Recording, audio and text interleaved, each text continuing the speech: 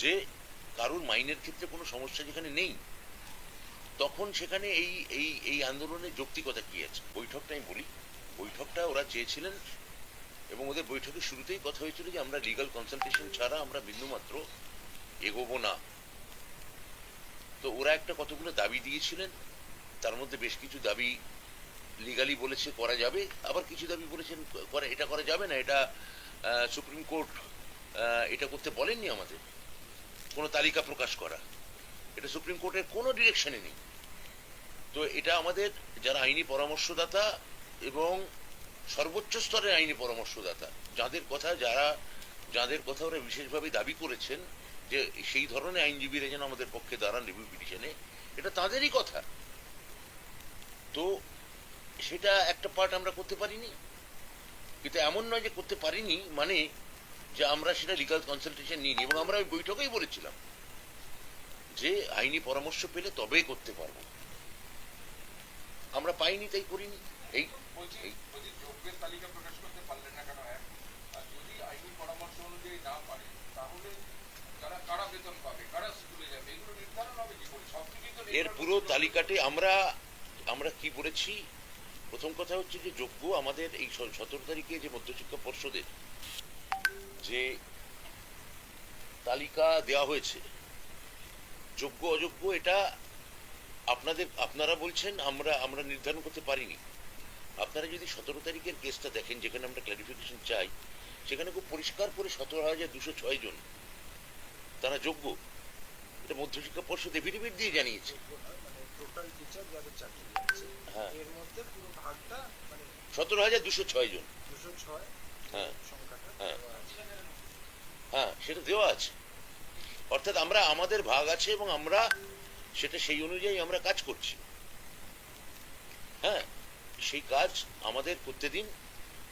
তো এটা এমন কোনো কাজ করবেন না যা আপনাদেরই রিভিউ পিটিশনে আপনাদের বিপক্ষে চলে যায়, বা এমন কোনো কাজ করতে বাধ্য করবেন না।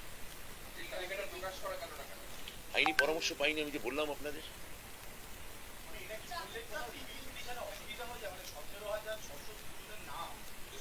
না, এটা তো আমি বলেছি ওরা অনেকগুলো দাবির মধ্যে এটা একটা দাবি ছিল।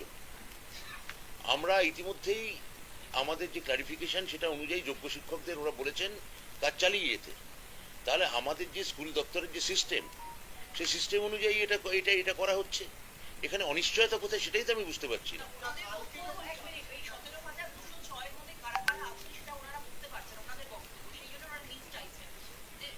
লিস্ট লিস্ট প্রথম কথা হচ্ছে লিস্ট এসএসসি শিক্ষা দপ্তরকে দিতে পারে, শিক্ষা দপ্তর সেই অনুযায়ী কাজ করতে পারে।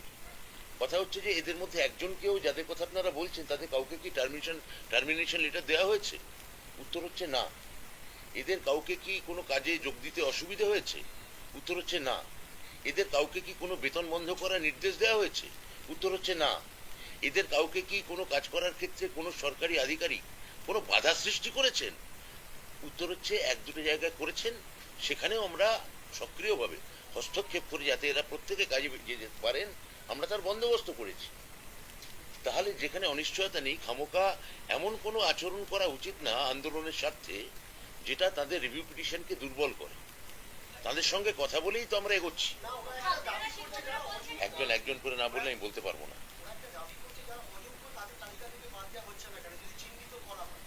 সেই তালিকা তো সুপ্রিম কোর্ট দিয়ে দিয়েছেন, এটা তো আমাদের আর চিহ্নিত করার কিছু নেই, সুপ্রিম কোর্টই জানিয়েছে। তাই সেটা আছে, পাবলিক ডোমেনেই আছে। তা যেটা আমাদের এসএসসি করতে পারবে না, যেটা এসএসসির ক্ষেত্রে বাধা আছে, সরকারি স্তরে আমরা তো কাজটা করছি, তা সেটা আমাদের করতে দেওয়া হোক।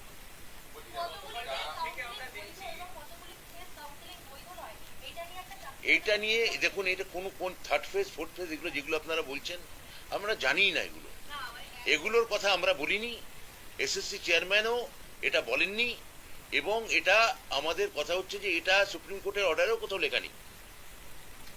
তাহলে যা লেখা নেই তা কাল্পনিকভাবে ধরে নিয়ে ওরা কেন এটা নিয়ে কথা বলছেন আমি জানি না।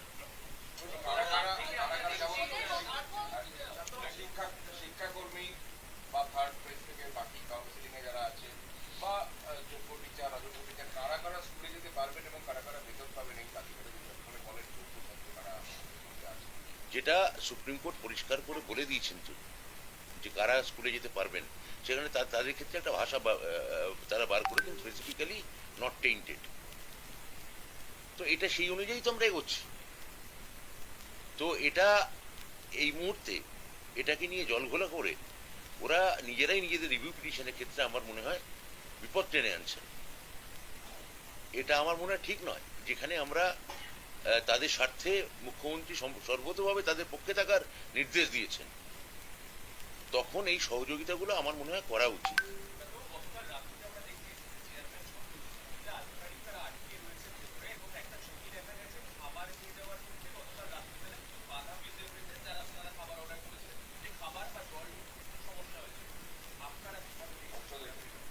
না, এটা কেবলমাত্র এসএসসির ক্ষেত্রে না, পর্ষদের ক্ষেত্রেও একই জিনিস এখানে হয়েছে।